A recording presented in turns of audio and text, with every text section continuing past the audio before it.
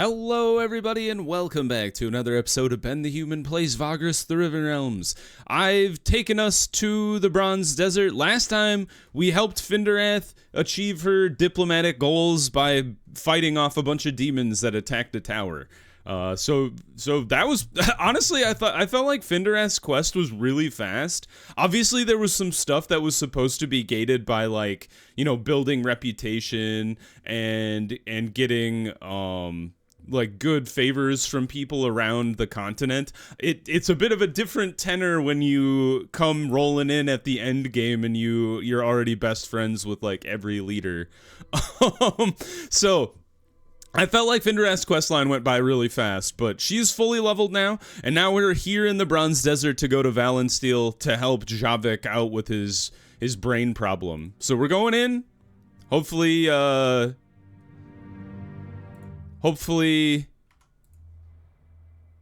Ren doesn't lose his mind by being underground.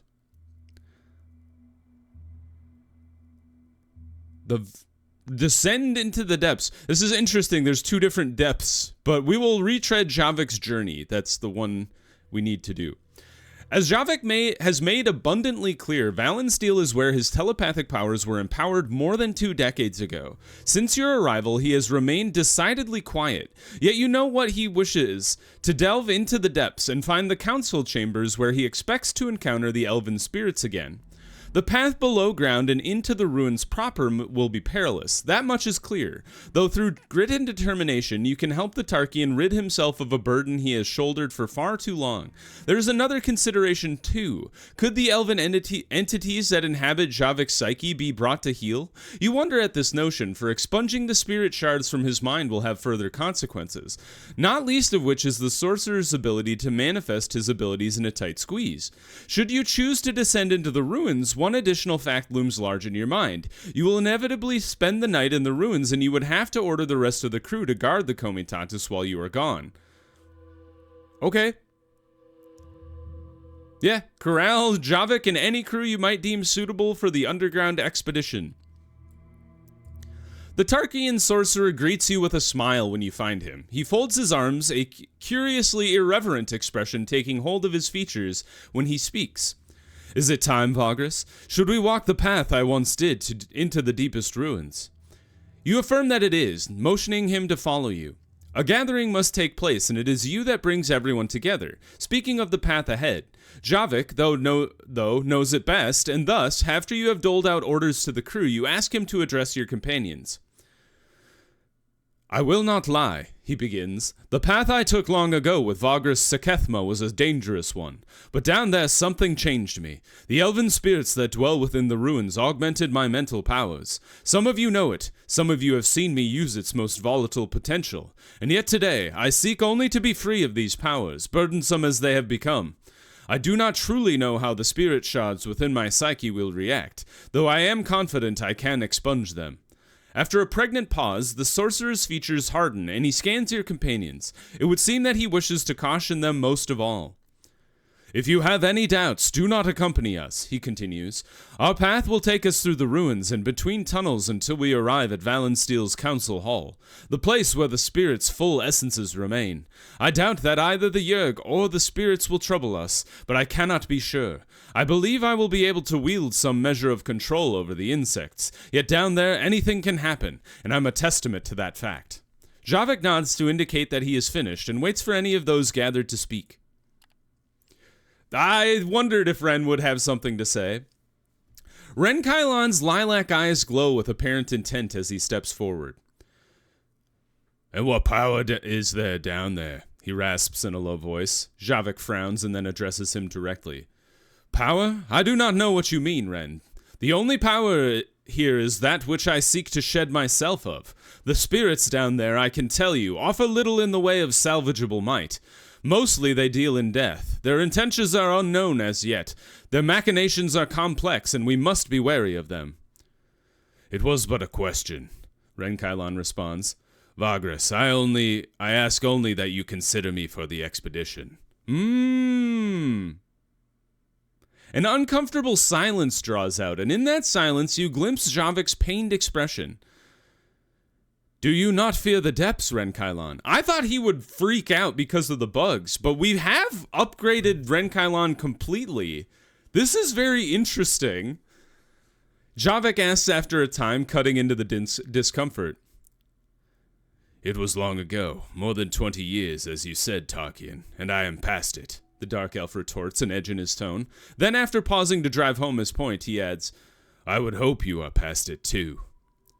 Quite. The sorcerer responds ominously, looking away from Renkailon before shifting his gaze to you.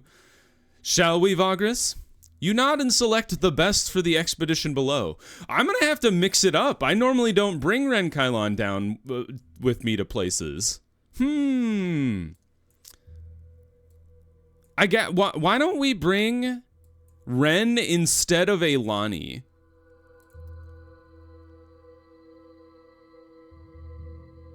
What is this blue circle? They all have a blue circle. Weird. I was just looking at his equipment. I think I'm fine with the Greater Luck Talisman and the Divine Rage one. So Findrath Nadir is good at burning bugs. Javik has to come. And then we'll bring Skornar. Oh, we can only take 5. Uh-oh. Okay, well. I feel like I should have another frontliner. Although Ren could kind of float on his own. Although he's not a frontliner. Ah, this is tricky. Okay, we're gonna leave Findrath behind, but we're gonna bring Nadir. Well, you know what? Findrath with her chain lightning honestly does kind of beat out Nadir, even though Nadir is also very strong. I would swap Nadir for Ren, but I'm really intrigued to see what Ren has to do down below. I may regret this, I may not. As Javik leads the way, you come up beside him and converse with him, seeking to know his route. The sun is low in the sky, and you realize that it will soon set. The two of you plod through the ruins of once magnificent Vaelenesthil, coming to a plateaued section flanked by sheer rock. You may remember this place, Javik whispers, turning to you.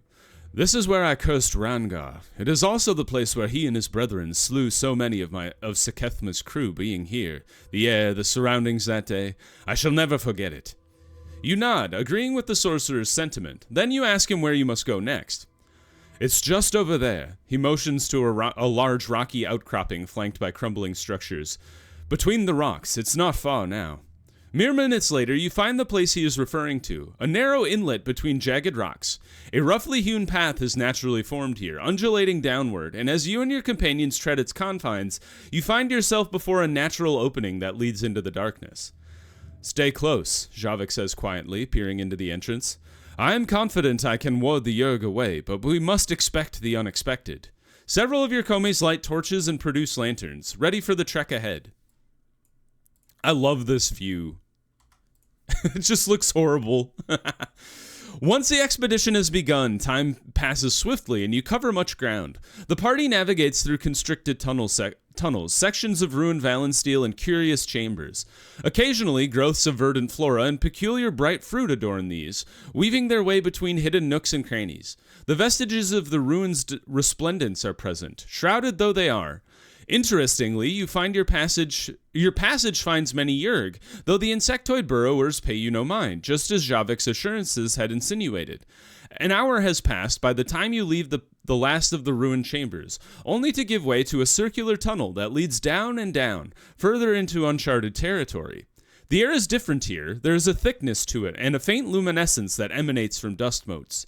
When you arrive at a T-junction, the group stops. You look at Javik and notice the concern clouds his weathered visage. Something's different. Something's changed, the sorcerer muses. These wisps, do you not see them? The spirits are close. They must be. You had not thought the luminescent glow an omen, yet as you consider your answer, the Tarkian's concern materializes. 3 large Yergs, mandibles gnashing and pincers animated by fury, burst in from a side tunnel without warning. They lunge into an attack, and you must pull back to avoid losing one of your arms. Immediately, you start bellowing commands, and your companions surge into action. Yikes! I don't want to lose an arm. 1 worker, 2 warriors. All right. Ren is not normally here. Well, we'll put Scornar. We're going to have to mix things around. So we'll put Ren against the worker over here. And then Findereth, we'll put you as far from the warriors as we can. Or maybe we put you behind Scornar. I think that's a good place to be. All right, Ren. Armor piercing. Both of the penetrating. What's the difference between armor piercing and penetrating? Interesting question. Nice! Crit for 9! Holy hell! Try to nuke the worker, I guess, since we've already done a crap ton of damage to it. Nice. Boost Ren? Since he did so much damage the first time? Worker down. Nice evasion. Well done, Ren. Back up, I guess? Ah, you got spit on the second time, you jerk. Throw some daggers. And then axe him. Nice. More daggers. Oh, crit for 7. Oh, he's dead. All right, maybe I wasn't giving Ren credit where credit's due. Oh, he blocked. How do you block lightning? I've got questions. Oh, we did it. All right, only Ren took a little bit of damage. Not too bad. The Yergs fall, their sickly yellow blood pooling on the tunnel's ground. The wisps Javik spoke of have faded, yet they are still present, emanating a faint turquoise glow from certain spaces around the chamber. They ambushed us, Javik says into the prevailing silence. That behavior, it is not typical of the Yerg, and thus far I've successfully warded them off. The spirits must have been controlling them. It is the only explanation. You ask the sorcerer if that was why they sought to attack with such unbridled aggression. Absolutely, he affirms. I should have expected this. I will be more vigilant. He points to the right-hand passage, opposite the direction the Yerg attacked. This way. Hurry. I think we are close. You drive the group forward. Ooh. I think this wasn't this from Ren's memory, I think? Or maybe this is new. I can't remember. Following the tunnels deeper, all present stay vigilant, wary of further attacks. A faint glow emits from Javik's forehead and eyes, yet as far as the illuminescent wisps, they have faded for the time being. At length, the narrow caves and Yerg tunnels give way to the ruined elven chambers again. This section seems to have been preserved in a better condition than the previous ones you have come across. And much more expansive, too. Sand from the surface has found its way into some of the chambers and tunnels, but the strange vegetation you have seen here and there before is much more prominent, too. In the light of the luminescent fruit, you observe archways, pillars, sculptures, stairs, and benches covered in elvish decoration, their marble now stained and covered in greenish growths. This, you begin to understand, is the path that Javik sought, the main flight leading down to a circular chamber beyond a grand archway pervaded by darkness. This is the place, Vagrus, Javik offers, cutting into your thoughts. Do you recognize it from the journey into my mind? This section of the ruins is riddled with such stairways and staircases. They obfuscate and misdirect, but somewhere beyond are the council chambers. You prompt the sorcerer to say again what it is you will find here. The spectral forms of the Council of Vaelenesthil made manifest in our reality, he whispers, the very same whose shards we met in the mindscape. I suspect they know what is coming, and they sought to halt our advance. Be wary. Most Yergs do not dare venture in there, nor do most spirits, so if there is another attack, it will come very soon. You nod and drive the group towards the staircase, Javik at your side. With great trepidation and a measured cadence, the group inches forward. The stairway is still somewhat distant, though like a pearl glistening between clusters of rocks it beckons, promising the mystique of the unknown. As you place one foot before the other, you are forced to stop when you sense that the ground has softened. How is it possible in a chamber made of stone? Wait, stop! Javik calls out, and the party freezes, awaiting his direction. Intuitively, you step back, and the ground comes to life, an angry Yerg warrior bursting out of it to attack. Swipes from its pincers are not easy to evade, and as your komes ready themselves, you can see that the sorcerer is focusing. His eyes are closed, and the mark on his forehead glows with an intense blue. For just a moment, the advancing Yerg warriors pull back, uncertain. Then in the commotion that ensues, you suddenly see the elven spirits, the ones ostensibly controlling the insectoids, brought to life, their stark cornflower blue essence shimmering next to the stairs. There is a disappointment and anger written on their ethereal features, yet you see that they are determined too. They drive the Yerg forward, joining the fray themselves, and this time you are ready for them. Oh, damn. All right. I probably should have cast the Blessing of Unbinding on myself now that I think about it. But here we are. Let's have Ren and the warrior boys focus on the Yerg. And we'll have our two sorcerers focus on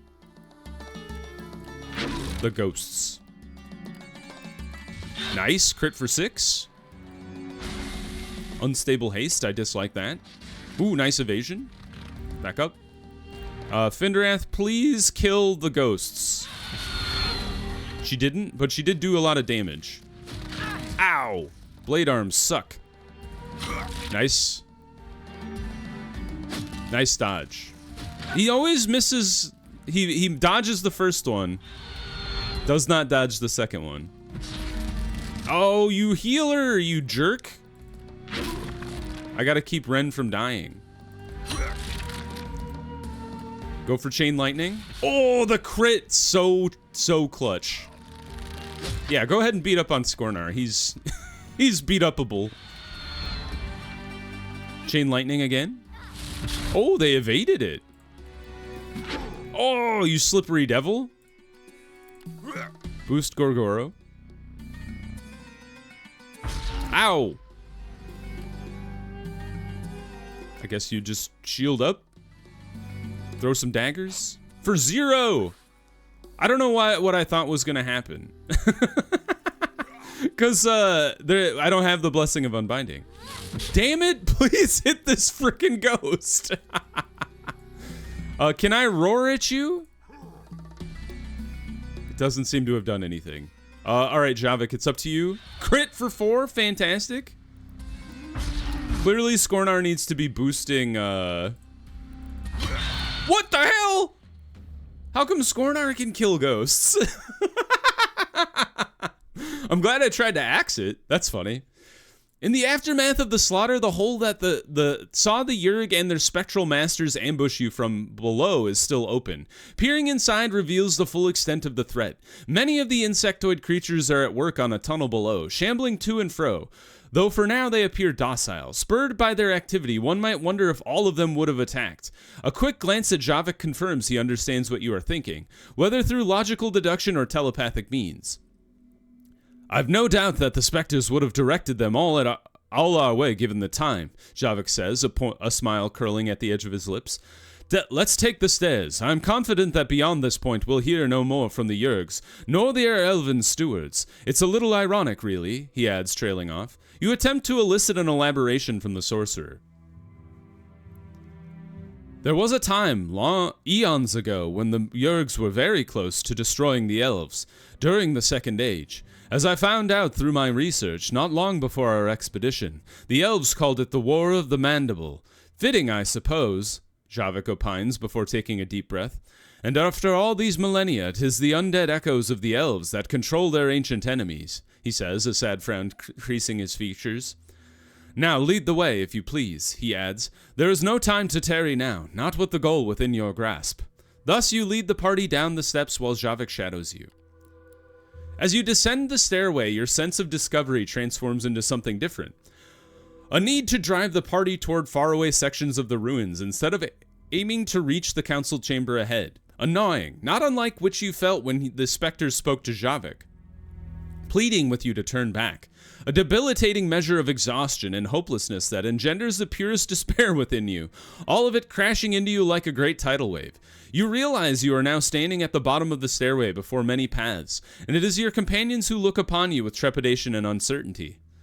Vagrus, Javik addresses you forcefully, stay with me. I will need you. They seek to confuse you and muddle your thoughts, hoping that you will lead us astray. Do not give in. The sorcerer almost orders you. I will lead us. You need merely to hold on to your sanity. Warily you nod and deferring to the Tarkian's expertise in such matters. Even after all these years, the sorcerer's uncanny memory serves him well. That alone would allow him to find the right path decades after his initial visit, but his immense willpower is required to dispel the disorienting effects that permeates the place. A route that follows through chambers and passages, libraries and hallways, all of them withered and decayed, forms before you at last. Walking down it, you enter a familiar hallway shrouded in darkness. "This is it," Shavik announces. "At the end of this hallway, beyond it is where we ran into the specters. It seems they had created the very same council chambers within my mind." You ask the sorcerer how he can be so sure. "Intuition and memory," he offers before pausing. "They may be here even with us now, observing and scheming. Their power, Vagrus, is staggering. I could not draw them into the material realm as I did the others during the Yerg attack. They will show themselves if they wish to. We must be prepared. As soon as we are inside the chambers, I will set up the Bruag Osh," he says, tapping a pouch around his waist. "Like last time, I will need you to be with me." You tell Javik that you will accompany him, as you did in Loom. With your companions at your side, you follow Javik into the large throne room, taking a moment to marvel at its sheer grandeur. Although its trappings are weathered by the passage of time, there is still majesty here, a kind of magnificence and grandeur seemingly achievable only during times before the calamity. Almost automatically, your gaze drifts to the high ceiling, and you find what you subconsciously want to see there, the stained glass of kaleidoscopic colors. However, you swiftly realize that much of the glass that used to be there is now lying broken, in the form of a myriad of shards on the ground. Sand and rocks have broken through the frames to form a cavern-like ceiling. Where you had seen the hues blend together in Javik's mind, there is a sorry mess here, a final reminder of what Vaelenesthil once was. It is no more. "Over here," Javik calls from across the massive throne room. Prying your eyes from the ceiling, you see that your companions have spread out, and Javik has set up the brazier where he places the Bruag Osh and the incense burner, much as he did in Loom. He is sitting by the great dais upon which the elven spirits sat in the memory, in oversized thrones of intricately carved detail. Even after millennia, the luster of the gold-silver filigrees and that gild their edges has not faded beyond recognition. Knowing what may lurk unseen herein, you command your Komes to form a perimeter, and then take your place beside the Tarkian, ready and willing. Just as the herb is put to the flame, a figure materializes before you. Its face is the stuff of horrors, its features gaunt and striking, its malice plain and visible. With a cold hand it reaches out towards you, and you feel the same gnawing you nursed earlier until it is forced back. Javik's eyes glowing with power as he brings the spirit to heal. That moment is the very same when a familiar haze sets in. Darkness crawls into your peripheral vision, its pull disorienting and fathomless. Once more you are pulled under until the darkness takes form. Adrift in the reeling darkness of Javik's psyche, there is a fleeting moment of uncertainty. You wonder if this time it will be like the first, that you will experience the sorcerer's surreal memories time and again. It is forthwith that this notion is dispelled, replaced by the cold verisimilitude of Vaelenesthil's once glorious confines. Your body is your own, and this time Javik stands directly in front of you. "A little smoother, no?" he asks you with a cheeky smile. You agree, asking if the Tarkian has changed anything. "Are you still in the shard's memory as you once did in Lumen?" "Indeed," he confirms, "and yes, I've become more accustomed to this admittedly strange experience. I'm more in control, so I brought us to this place right away. It's their memory, but it's my mind after all. It's fairly simple, I suppose. Though there is little that is simple about this place, you wonder out loud at the second part of the equation, the original specters from Vaelenesthil. He spoke of drawing them in so that they might subsume the shards. Now that you are here, such a seemingly lofty and nebulous plan merits some explanation." "Very well," the sorcerer agrees. "For the moment, they linger at the edge of my subconscious, perhaps seeking their progeny. I shall keep them there until we confront the shards in the throne room. Which reminds me, we should head there now. There's no telling how they'll react to our presence, especially having banished us both last time. So shall we get going?" You nod, gesturing with one hand for Javik to decide your next steps. He sets off at once, and you tread a strangely recognizable path. The great arboreal city retains its uncanny magnificence, though for now it is devoid of the dread you once felt. Making his way through vast pillared chambers and would-be shrines to long-lost elven visionaries, Javik continues ever forward in silence. The urge to converse slowly sets in. It remains to be seen whether or not you can keep the dread at bay, given the inconstancy of this place. You cannot help but wonder if a dialogue would put your mind at ease. It is beneath an elevated fountain whose contours are lined with gold and silver that you find your opportunity. Javik lingers a little longer than usual before the illustrious altar of splendor, apparently entranced by it. All right, well, I think we should pause the episode here. Javik's quest lines tend to be pretty long-winded and in-depth. So I'm going to pause here, and then we will pick up right back here next time. So if you guys enjoyed the episode, please click the like button. It helps me out a lot. If you want to see the other videos of Vagrus or the other videos I have going on the channel, subscribe to the channel. Make sure you have your notifications on so you know when the next videos go live. But until next time, everybody, I hope you had a good one, and I'll see you in the next video. Bye-bye, everybody.